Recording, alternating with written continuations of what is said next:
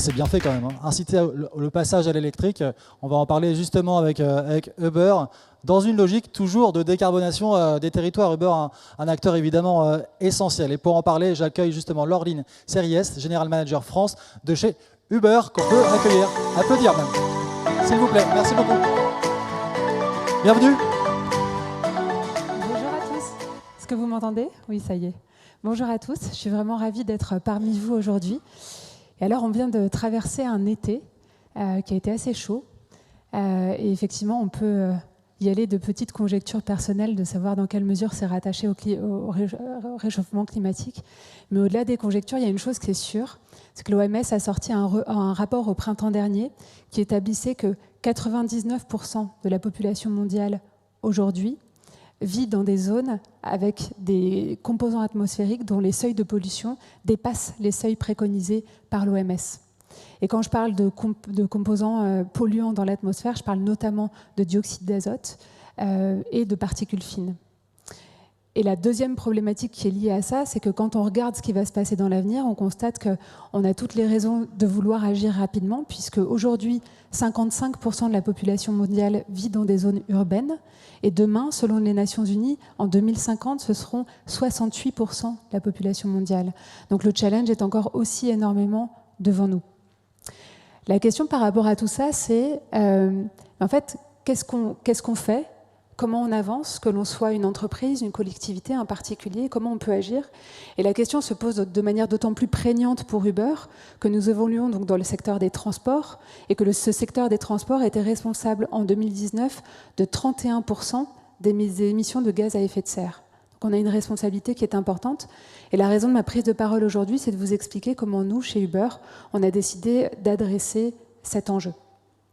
Alors on a commencé par un objectif qui est extrêmement fort. Un objectif qui est extrêmement fort et dont l'enjeu est de dire, c'est très simple en fait, d'ici 2024, on va passer au zéro diesel. Zéro. Plus aucun véhicule diesel sur la plateforme. Alors pourquoi est-ce qu'on a décidé de s'attaquer à cet enjeu-là d'abord? Bien parce que vous le savez probablement, les véhicules diesel sont les véhicules qui sont les plus émissifs de dioxyde d'azote, dont je parlais à l'instant. Et combattre ce dioxyde d'azote, c'est important pour plusieurs raisons. La première, c'est que le dioxyde d'azote est le gaz qui est le premier responsable de maladies respiratoires dans les zones urbaines. Puis la deuxième raison, c'est que les véhicules diesel, qui sont des véhicules thermiques, ces véhicules thermiques plus largement émettent plus de 3 fois plus en réalité de CO2 que des véhicules électriques, par exemple, tout au long de leur cycle de vie. Donc il y a urgence à agir, notamment sur le diesel. Alors, zéro diesel en 2024, comment on fait? C'est pas simple. Vous imaginez, avec une flotte comme celle d'Uber qui représente 30 000 véhicules dans toute la France, comment on fait pour opérer cette transition?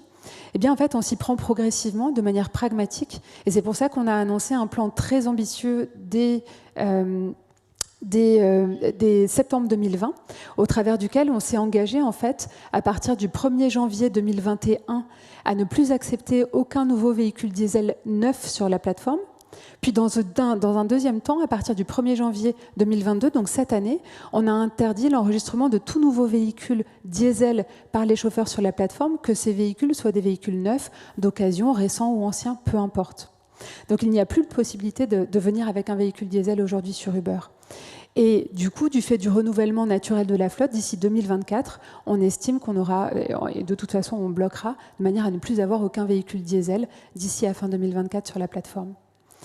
Alors vous me direz, ok, je vous disais à l'instant c'est ambitieux, c'est moi qui le dis, mais je vais vous le partager aussi avec des chiffres. La réalité, c'est qu'en 2020, nous avions 85% de véhicules sur notre plateforme qui étaient des véhicules thermiques. 85%. Donc imaginez l'ampleur du challenge pour nous.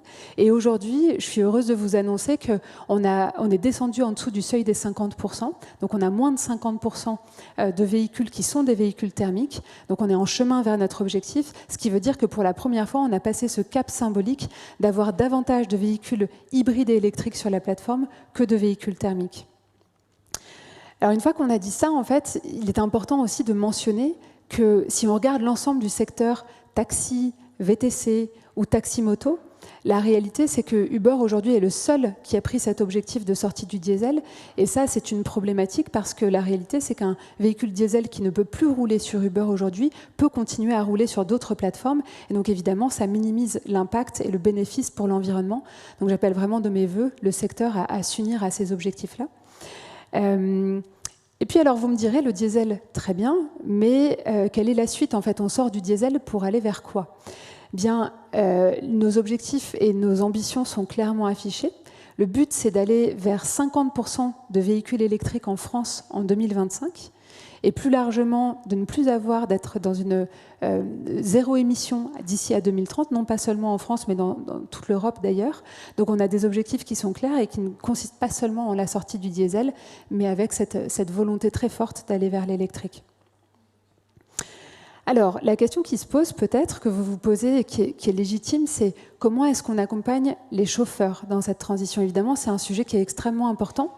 Et pourquoi est-ce qu'il est important? Parce qu'aujourd'hui, avoir accès à un véhicule électrique, ça n'est pas facile. Un véhicule électrique, en fait, ce sont principalement des véhicules neufs. L'année dernière, les véhicules électriques ne représentaient que 2% du marché de l'occasion. Or, la réalité, c'est que 49% de nos chauffeurs s'équipent avec des véhicules de moins de 20 000 €, souvent d'occasion, qui sont donc principalement des véhicules thermiques, en tout cas c'était ça historiquement, et avec moins de 20 000 €, aujourd'hui c'est difficile d'avoir un véhicule électrique neuf compatible avec l'activité de VTC. Donc la première des mesures qu'on a prises, c'est de mettre en place une aide financière pour les chauffeurs, et on a mis en place une cagnotte de 75 millions d'euros d'ici 2025, dont l'objectif est d'aider les chauffeurs à se financer. Alors, comment est-ce que ça marche? Je veux dire, à financer l'achat d'un véhicule électrique. Comment est-ce que ça marche très concrètement? Eh bien, chaque chauffeur qui roule avec un véhicule thermique sur Uber cumule 6 centimes d'euros par kilomètre, et ces 6 centimes d'euros sont financés à moitié par le passager, qui en paye donc 3 centimes, et l'autre moitié est mise directement de la poche d'Uber pour contribuer justement à cette aide pour le véhicule électrique. Et pour vous donner un ordre de grandeur, cela représente au bout de 3 ans pour un chauffeur qui roule à plein temps sur la plateforme, cela représente 4 500 € d'aide qui se cumulent d'ailleurs bien souvent aux aides qui existent dans certaines villes comme Lyon ou Grenoble par exemple. Alors au-delà de ça, pour les chauffeurs, il y a un autre sujet qui est important, c'est le sujet des bornes de recharge électriques qui doivent être rapides, fiables, accessibles. Et c'est la raison pour laquelle nous avons aussi noué un partenariat il y a 1 an avec Total Energy, et d'autres sont à venir, qui permet aux chauffeurs d'accéder à ces réseaux de recharge de manière privilégiée.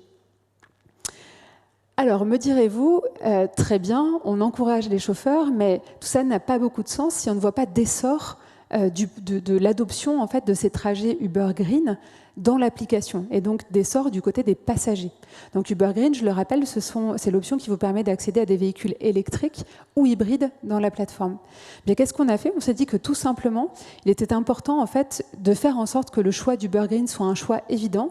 Et on a un parti pris qui est assez clair là-dessus chez Uber, c'est-à-dire qu'on a fait en sorte que Uber Green soit l'option la moins chère dans l'application, pour inciter au choix d'Uber Green, en dehors d'Uber Share, qui sont les courses partagées, bien sûr. Mais donc Uber Green est l'option la moins chère. Et ça a permis de booster l'adoption par les passagers de manière vraiment très rapide. Et puis on a aussi décidé d'investir en fait, dans une campagne marketing pour le faire savoir. Donc le visuel que vous voyez là, c'est une campagne que vous avez peut-être eu l'occasion de voir dans les rues déjà, puisqu'elle a été lancée il y a quelques jours. Et les résultats sont vraiment intéressants également, puisque en 1 an seulement, on a augmenté de 83% le volume de trajets sur Uber Green dans l'application. Alors, là, je vous ai beaucoup parlé de la transformation de notre flotte, mais la question légitime qui se pose aussi, c'est est-ce que se déplacer en voiture est toujours la meilleure option? Mais la réponse est évidemment non. Et c'est pour ça que dans l'application, nous avons aussi d'autres options qui tournent autour de la micromobilité et qui sont à disposition au travers de partenariats que nous avons avec Lime, par exemple, pour les trottinettes et les vélos électriques, avec CityScoot pour les scooters, électriques également. Et du coup, ça permet de s'adapter à tous les usages, en fait, que ce soit des trajets plus courts, plus longs, en fonction de la zone, de l'heure, et du plaisir que vous pouvez avoir à vous déplacer aussi en vélo ou en trottinette, par exemple. Et ces options sont disponibles depuis déjà plusieurs années dans l'application Uber.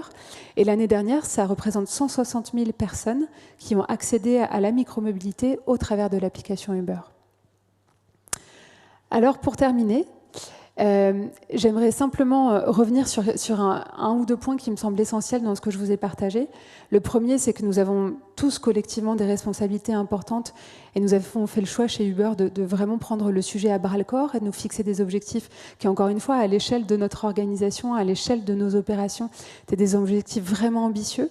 Que j'appelle vraiment de mes voeux le secteur à nous suivre, parce que si ça n'est pas le cas, l'impact sera clairement minimisé, et qu'en tout cas, de notre côté, l'engagement reste de poursuivre ces objectifs, et nous sommes en bon chemin pour ça, mais aussi en transparence, partager l'avancement par rapport à ces objectifs, comme je l'ai fait aujourd'hui.